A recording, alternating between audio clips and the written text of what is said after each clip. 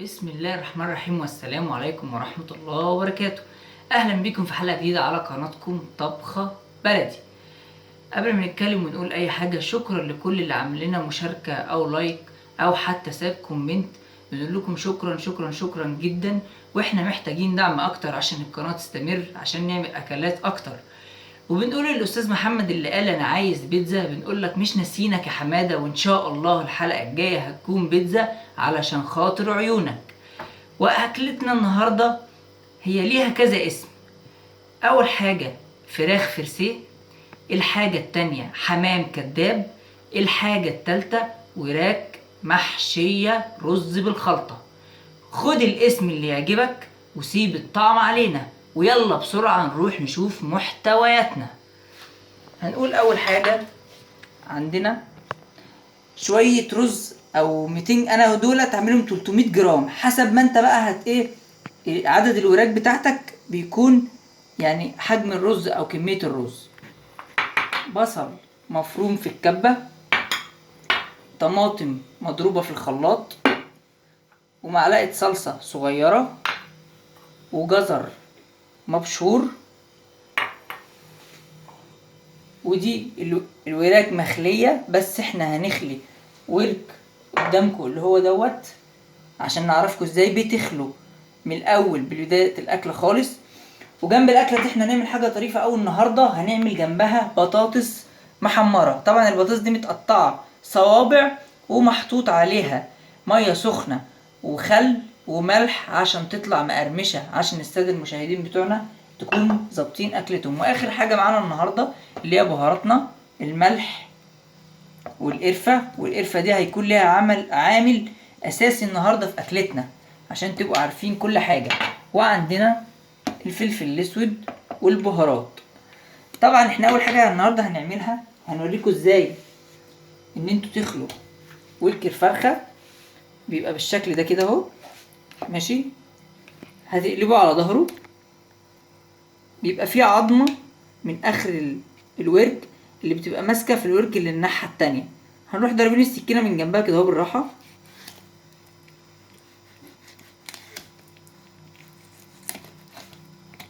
زي ما انتوا شايفين كده حضراتكم.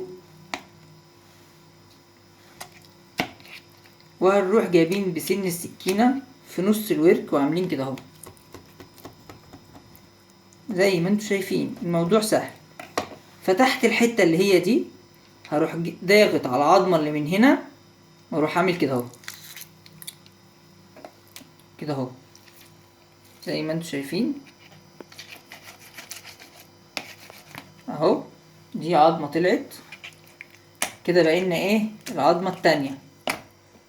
كلام جميل اهو، كده اهو، كده اهو، كده اهو. هنروح ضاربين السكينه من تحت من هنا، نروح شادين زي ما انتوا شايفين. العظمه وقفت اهي كده اهو بالسكينه، كده اهو،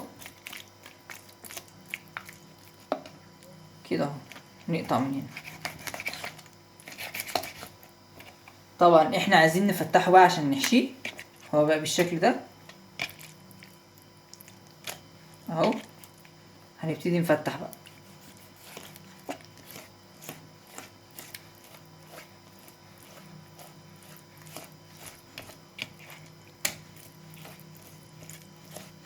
اهو.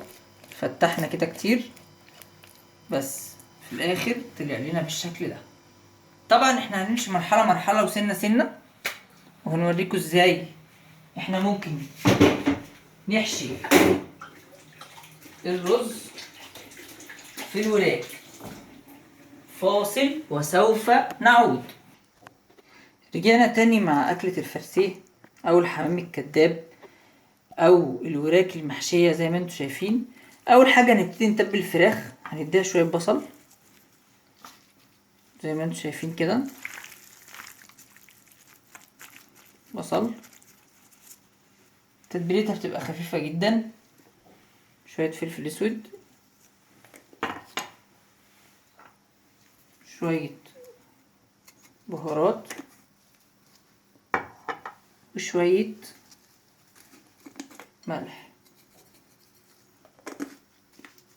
بس، وشوية صلصة، وهنبتدي نتبل الفراخ. طبعا انت بتسيبها نص ساعة في التتبيلة، وبترجع بعد كده تحشي.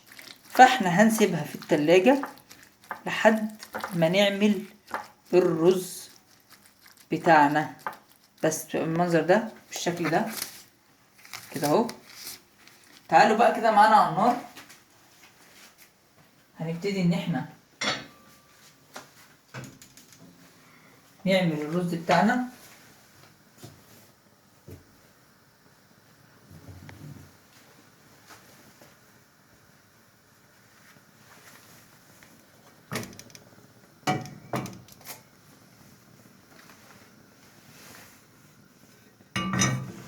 اول حاجة نحط زيت،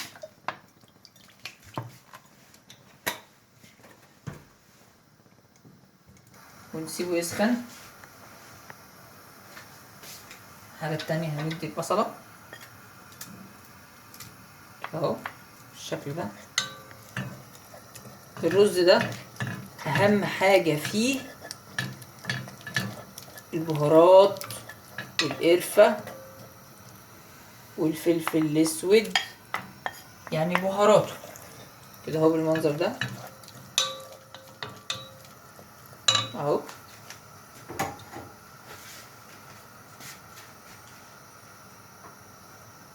الحاجة التانية طبعا نسيت، استنى شوية لحد ما ايه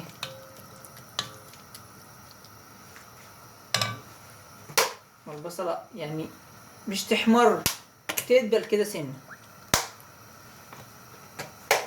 كلام جميل.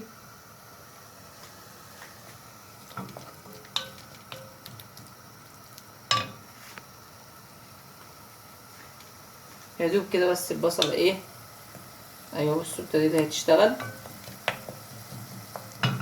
عايزكوا ايه تستصعبوش حاجة، كل حاجة ان شاء الله معانا سهلة. بالظبط ابتدت تشم النار، هي يا دوب كده تشم النار وانا راح ايه حاطط الرز. الرز اتحط، ابتدي بقى اقلب تقريبا ايه كويسة جدا جدا جدا جدا جدا. جه وقت ايه بقى، وقت الطعم، وقت الحاجة الحلوة. ايه هي الحاجة الحلوة؟ ان احنا هنحط بهاراتنا. اول حاجة زي ما قلنا القرفة، ودي عامل اساسي.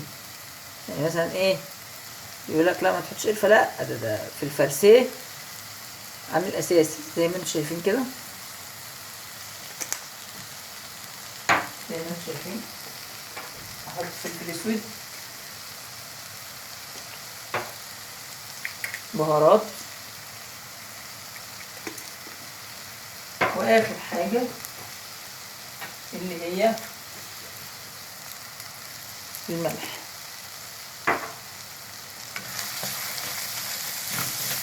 وهنبتدي بقى نقلب كويس جدا جدا جدا جدا جدا لحد ما الرز بتاعنا يسخن كويس جدا جدا جدا جدا. زي ما انتم شايفين كده احنا محتاجين شوية قرفة كمان. ايوه محتاجين شوية قرفة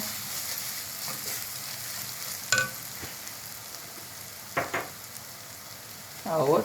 نحط شوية قرفة اهوت.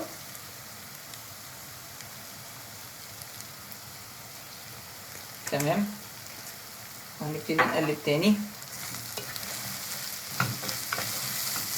الرز بتاعنا سخن، ممكن نعمل ايه بقى، هنسويه بس مش سوا كامل. ودلوقتي جه ميعاد الجزر، بس قبل ما نحط الميه نحط شويه جزر بالشكل ده كده اهو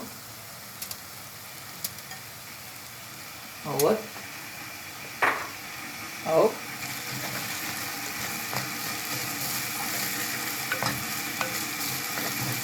كده اهو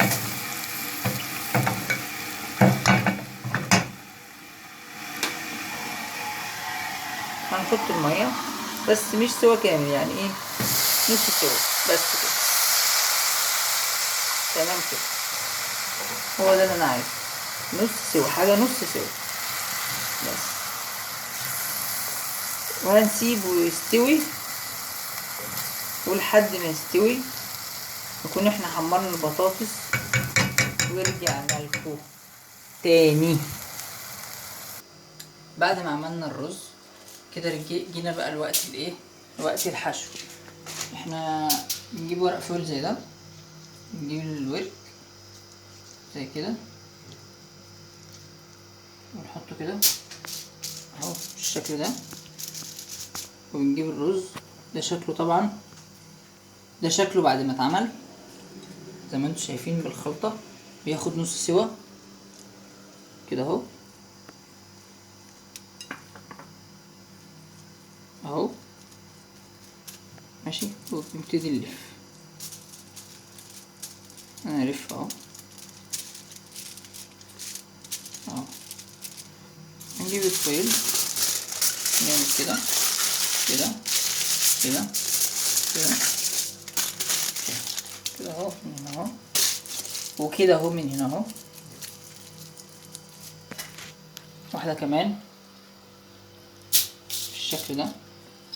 رز اهو. انا عايز اقول لكم ان الريحة يعني مش عايز اقول لكم ملهاش حل، حاجة كده يعني زي ما بيقولوا شغل بلد. طبعا انت بتشوف احنا بنعمل ايه بس، لكن لما تشم الريحة وتاخد وتدوق الطعم هتلاقي الموضوع مختلف تماما. ده كده اهو برضو هنلف اهوت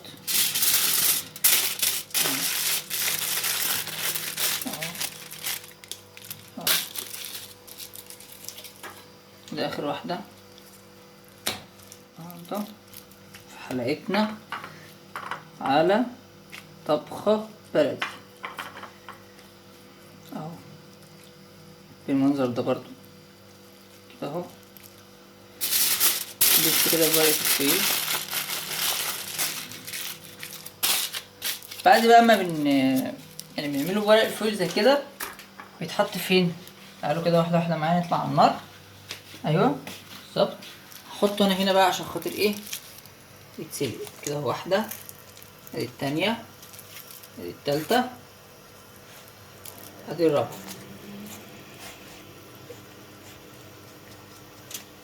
فاصل بقى لحد ما ايه ما يتسلق ويبقى في شكل نهائي، ونعود تاني. رجعنا تاني زي ما انتم شايفين كده بعد ما الفراخ اتسلقت.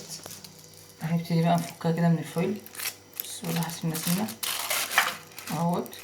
انا عملت الباقي بس انا هوريكم واحدة عشان تبقوا ايه عرفتوا الاكلة كلها يعني بتتعمل ازاي اهوت. بس بالراحة كده اهو، وهنمسكه كده اهو نحطه هنا كده في الصينية. بصوا الأربعة بقى عاملين ازاي. الحاجة الأخيرة الصلصة اللي قلنا عليها في الأول، دي صلصة عليها شوية فلفل أسود وشوية ملح وصوت. وهنعمل بقى كده اهو اهو اهو كده اهو عشان ايه ياخد المرحلة الأخيرة، مرحلة الفرن. نخش بقى في الفرن ويطلع فراخ الفرسيه أو الحمام الكداب أو الوراك اللي محشية. زي ما قلت لكم في الأول، خدوا الاسم اللي انتوا عايزينه وسيبوا الطعم علينا. ده الأكلة دي يعني حاجة جميلة جدا. أي ست بيت ممكن تبقى قاعدة كده في يوم تعمل بطاطس محمرة اللي احنا وريناها لها، وتروح عاملة خالية الوراك بالشكل برضو اللي وريناها لها، وتبتدي ان هي تشتغل واحدة واحدة لحد ما توصل للمرحلة دي. فاضل مرحلة واحدة بقى، ما نحط الفرن. احنا نروح نوديه في الفرن، نرجع لكم تاني بقى بالشكل الأخير اللي ان شاء الله هيعجب كل الناس. خليكم معنا وما تروحوش بعيد. رجعنا تاني بعد ما الفرسيه طلع من الفرن، وزي ما انتم شايفين كده ده الشكل النهائي النهارده. يعني أكلة أي ست بيت ممكن تعملها حاجة سهلة. احنا خلينا الفراخ قدامكم وحطينا حشينا وحمرنا البطاطس، يعني حاجة جامدة جدا. وممكن تنفع برضو زي ما قلنا في اي عزومة، في اي فرح، حاجة تفتح النفس، في اي سفرة، على اي طبلية، في اي بيت مصري. وطبعا هتسألوني النهاردة ايه يا شيف معانا الحلو، هقول لكم احنا معانا طبق الحلو النهاردة. عندنا اول حاجة الجوافة، ودي موجودة في السوق دلوقتي. واللي فوق دوت موز بالزبادي. حاجة سهلة جدا ممكن تعملوها، يعني انتوا هتحطوا الموز على الزبادي وتدوله سكر حسب ما انتوا بتحبوا الحاجة، يعني بتحبوها مسكرة قوي او نص نص زي ما انتوا شايفين. ده اخر حلقتنا. طبعا احنا تعبنا النهاردة جدا عشان نطلع بالشكل ده في الاخر. احنا بنقول في اخر حلقتنا ان احنا عايزين دعمكم، عايزين ان شاء الله نكون الحلقة الجاية وصلنا 150 اشتراك. يعني انت لو شفت الحلقة وعجبتك هتعمل اشتراك من ناحية ايدك الشمال، من كلمة اشتراك، وتعمل لايك وتكتب كومنت. وزي كل حلقة هنقول شوف انت محتاج اكلة ايه او عايز تعمل اكلة ايه او تعرف اكلة ايه، واكتب في الكومنت واحنا هنعملها الحلقة الجاية. زي استاذ محمد لما طلب بيتزا، وان شاء الله هنعملها له الحلقة الجاية. يعني اخر حلقتنا وصلنا لها. الوقت معاكم عدى بسرعة، وما تروحوش بعيد، خليكم معانا. والسلام عليكم ورحمة الله وبركاته.